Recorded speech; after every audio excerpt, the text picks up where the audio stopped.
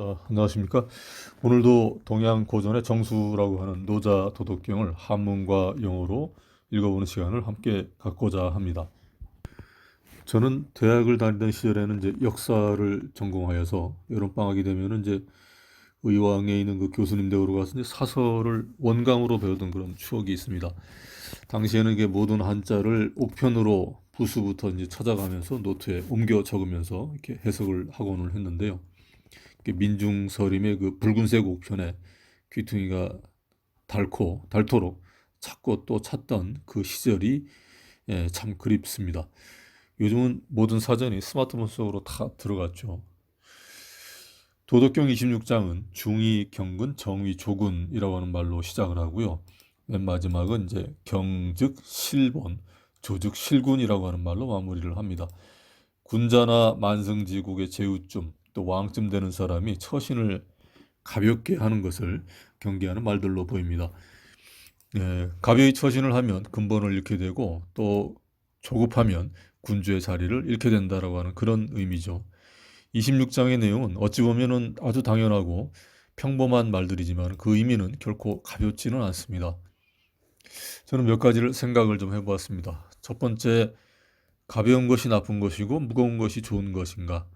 라는 생각을 해보았습니다. 하지만 이것은 좋고 나쁘고 하는 차원의 문제는 아닌 듯하고 사람의 그릇의 크기와 뜻하는 바를 어디에 두느냐에 따라서 그 언행은 바깥으로 드러나는 결과적인 현상일 뿐이겠죠.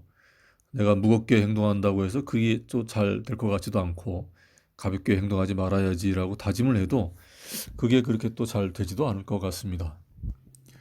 두 번째로 언행의 가볍고 무거움은 그가 개인의 이익에만 뜻을 두느냐 아니면 전체의 이익, 그러니까 공리의 뜻을 두느냐에 따라서 다르며 가볍고 무거움은 행동하는 사람의 그 그릇의 크기와도 관계하겠지만은 멀리서 보는 사람의 그릇의 크기에 따라서도 달라 보일 수 있다. 즉 상대적이 아닐까라는 생각을 잠시 해보았습니다.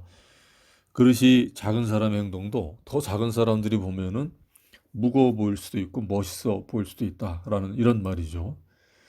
지난 미국의 대통령이었던 그 트럼프 대통령의 언행을 보면 참으로 경거망동이라고 하는 단어 아주 잘 어울렸던 듯합니다. 트럼프는 가까이 있는 미국인들에게는 당장에는 참 좋은 대통령이었을지는 몰라도 그는 미국만을 생각했던 사람이었기에 주변국이나 동맹들한테는 상당히 불안한 대통령이었죠. 내 행동을 무겁게 보이려고 어떤 밖을 의식하기보다는 내 뜻을 좀 더 높은 곳에 두고 그리고 힘없고 약한 사람들의 어려운 처지를 공감할 수 있는 그러한 섬세한 감성을 가진 사람이 되는 게 먼저가 아닐까 싶습니다. 자, 원문을 한 줄씩 읽으면서 음미해 보도록 하겠습니다. 중위 경근, 정위 조군. 무거움은 가벼움의 뿌리이고 고요함은 조급함의 군주이다. Gravity is the root of lightness, stillness, the ruler of movement. 첫 번째 그 중자를 영어로 이제 gravity로 받았는데 이제 무겁다라고 하는 의미인데 영어로는 이제 gravity는 무겁다라기보다는 이제 중력에 가깝죠. 어감에 약간의 좀 차이가 있습니다. 직역을 하자면은 이제 gravity is the root of lightness 그러면 중력은 가벼움의 뿌리다 뭐 이렇게 해석이 되는데 무거움은 가벼움의 뿌리라는 말이 이제 더 우리말에 맞죠. 시군자 종일행 분리 치중. 그러므로 군자는 하루 종일 다닐지라도 짐수레를 떠나지 않는다. Therefore, a wise prince marching the whole day does not go far from his baggage wagon. 그 판본에 따라서는 이제 군자라고 돼 있지 않고 이제 성인이라고도 돼 있습니다. 하지만 내용 전후의 문맥상으로는 이제 군자가 더 적합한 것 같고요. 치중이라고 하는 거는 무거운 짐수레를 얘기합니다. 영어로는 이제 배기지 웨건이라고. 원래 군자나 병사들은 그 경거, 가벼운 수레나 이제 병사용 수레를 타고 이제 빨리 움직이는데 군수품이라든가 이런 걸 이제 모두 치중에다가 옷이라든가 이런 걸 싣고 다니기 때문에 그것을 이렇게 크게 많이 이제 벗어나진 않는다라고 하는 거를 이제 묘사를 한 거죠.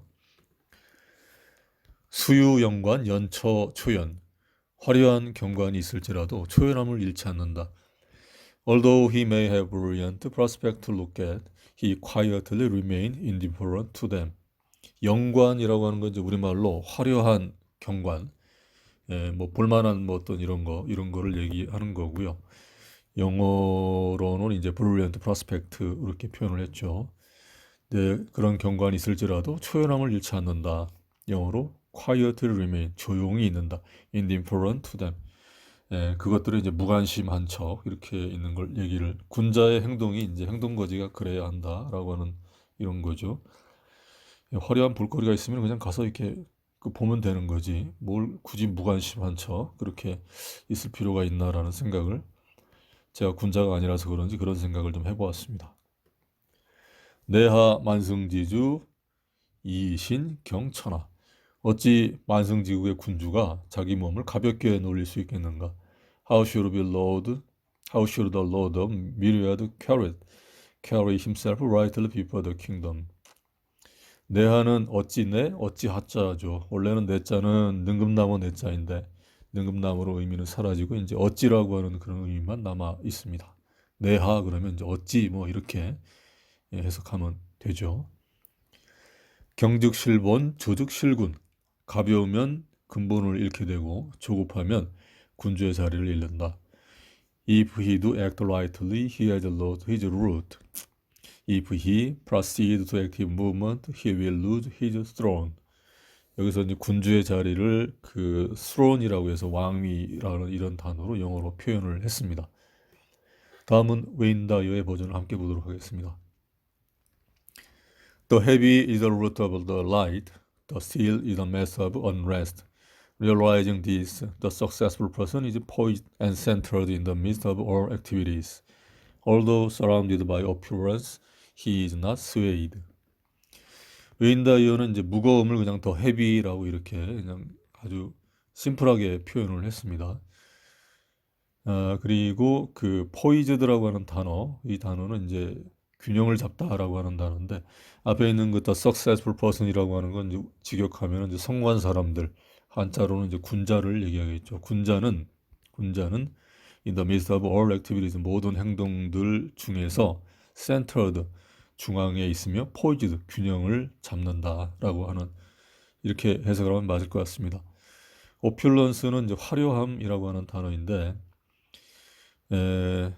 although surrounded by opulence 그러면은 비록에 화려함에 둘러싸여 있을지라도 he is not swayed, 흔들리지 않는다. opulence는 이제 화려함이라는 단어로 저는 여기서 처음 봤습니다. Why should the Lord of Century flit about like a fool? If you let yourself be blown to and fro, you lose touch with your root. To be restless is to lose one's self-mastery. flit about이라는 건 이제 가볍게 돌아다니다라고 하는 그런 의미죠. 그리고 이제 두 번째 문장에 보면은 이제 to and fro, 앞뒤로.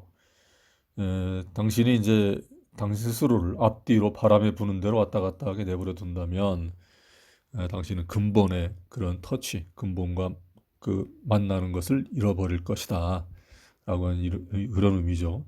마지막에 이제 셀프 메스터리 같은 경우는 자기 통제권 뭐 이런 의미입니다. 자, 오늘은 여기까지입니다. 감사합니다.